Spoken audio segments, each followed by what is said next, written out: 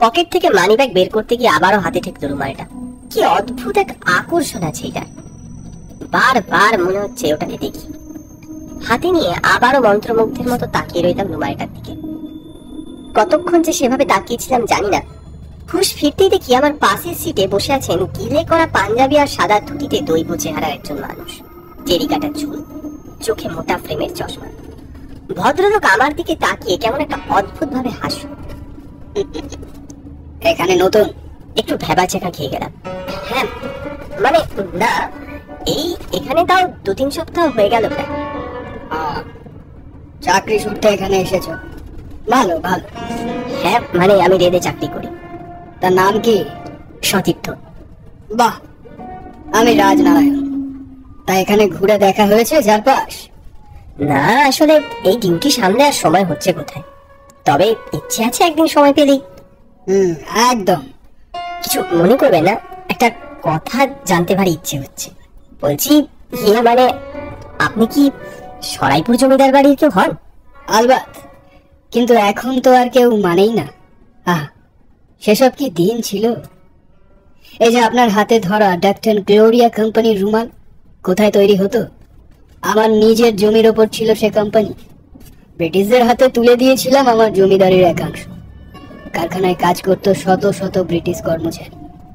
এবার লোকটাকে ঢপবাজ মনে হল, নয়তো নিশ্চিত ভাবে মাথায় ছিট আছে।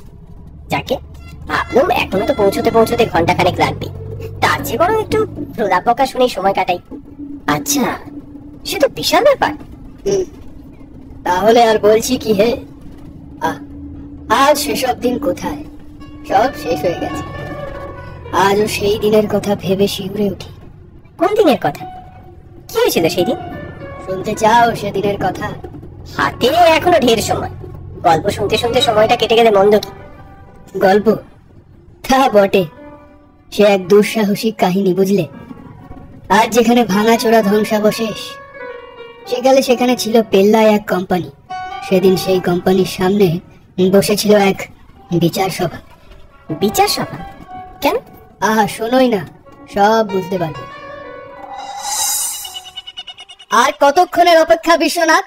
একজন আসামিকে ধরে আনতে কত সময় লাগে? কথা বাবু এক্ষুনি ওরা এসে পড়বে। 4 জন লেঠেল গেছে সাথে, ওরা ওকে হিড় হিড় করে টানতে টানতে এখানে নিয়ে আসবে।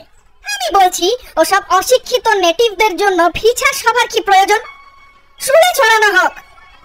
অপরাধীর যোগ্য শাস্তি পাক সে আমিও চাই গ্লোরিয়া সাহেব, কিন্তু সবার আগে সে নিজের মুখে সবার সামনে তার অপরাধ স্বীকার করবে। এটাই আমার জমিদারির নিয়ম।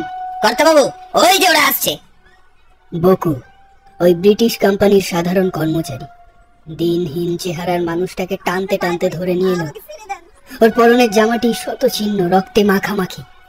অপরাধীকে ওই গাছে বেঁধে দাও। হুজুর, আমি কিছু করিনি হুজুর, আমায় ছেড়ে দেন। তোমার নাম কি? আগে বকুলাল হুজুর। তুমি এই কারখানায় কাজ করো? আগে, আজ 10 বছর হলো কাজ করছি হুজুর। তুমি কোম্পানির মাল চুরি করিয়া বাজারে বিক্রয় করিয়াছ? না হুজুর না, আমি চুরি করিনি। এই কোম্পানির টাকায় আমার 4 ছেলেমেয়ের পেট চলে। আপনাদের নুন খেয়ে নেবোখানা আমি কি করে করি? মিথ্যে কথা কর্তাবাবু, আমি নিজে দেখেছি ওকে চুরি করতে। যেদিন কোম্পানির মালের হিসেব মেলেনি, সেদিন থেকে পর 2 দিনও কাজে আসেনি। খবর আছে নোনাখালীর বাজারে গিয়েছিল, বেটা সব জিনিসপত্র ওখানেই বেঁধে এসছে। জিজ্ঞেস করুন ওকে। বিশ্বনাথ চুপ কর। আরে বকু, ও ঠিক বলছে। আগে হুজুর, উনি ঠিক কথাই কইছেন। আমি 2 দিন কাজে আসতে পারিনি। ছোট্ট মেয়েটার ধুম জ্বর ছিল, ওষুধ আনতে সদ হয়ে গেছিলাম। আমি কোনো বাজারে যাইনি হুজুর। তার মানে তুই চুরি করিসনি, তাই তো? আগে না হুজুর, আপনি বিশ্বাস করেন, আপনার পায়ে পড়ি, আমাকে ছেড়ে দেন। আমি বলছি কর্তা, ও মিথ্যে কথা বলছে। এত বিবাদের কি হইয়াছে? আমি তো আগেই বলিয়াছি বিচারের কোনো প্রয়োজন নাই। গুলি করে খুলি উড়িয়ে দিলেই বিবাদের নিষ্পত্তি। তবে তাই করে লাগছে। তুই চুপ কর সাহেবের সংসার। তুই যে লুকিয়ে লুকিয়ে কি কি কুকর্ম করিস তা আমার জানতে কিছু বাকি নেই। বলে দেবো জমিদার বাবুকে। এই বকু, এই বড় সময় খুব সাহস বেড়েছে না তোর? যত বড় মুখ নয় তত বড় কথা। আমি একেবারে সত্যি কথা বলছি হুজুর, আমি চুরি করিনি। চুরি করেছে ও, এখন ধরা পড়ে গেছে, তাই আমাকে ফাঁসায়। কি বলে? আমি চোর? কি হচ্ছেটা কি? থামো বিশ্বনাথ, থামো।